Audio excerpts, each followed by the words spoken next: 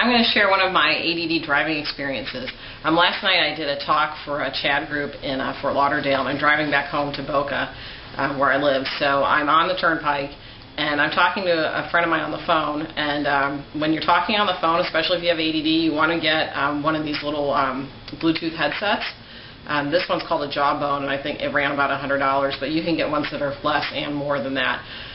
But this leaves your hands free, so you have more control over the wheel while you're driving. It goes on like this, and so I'll model it for you.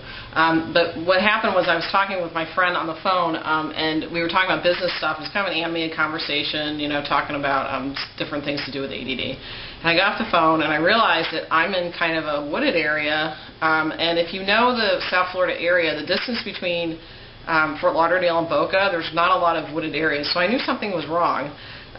So I'm driving, I didn't see any road signs, and I called my friend who's in Minnesota, so I asked her, I'm like, can you look up this mile marker, because I don't know where I am, there aren't any signs here. And I don't have a navigation system in my car. My old car did have a navigation system. One of the reasons why I don't have that anymore is because I was looking more at the little screen and kind of playing with the distance thing, because you can zoom in and zoom out. And I really need to focus more on the road. So I do the old-fashioned method of using maps, and then, well, I guess this isn't real old-fashioned, but going to Google and printing out the map and then taking it with me. So I'm driving along, and she's looking up, and she's like, you're in Martin County, and Martin County is one past my county. Well, it turns out I drove about 40 miles outside, past my exit. And this is when my Adderall had already worn off. So usually if I am taking my medicine, it's in my system, I'm much more aware of what's going on around me as far as other cars, as far as how far I should be driving behind another car, or the distance between cars.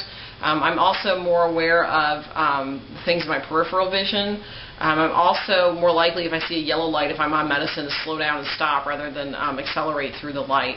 And usually when I take my medicine, I don't drive 35 to 40 miles past my exit. So that's just something to keep in mind. And again, the best case scenario is don't talk on the phone while you're driving. But if you have to, make sure you use one of these headsets. So again, medication, specifically I take Adderall, but medication really helps me pay more attention to how I'm driving and how my driving is influencing the other drivers around me, and I'm much less likely to get lost or miss my exit.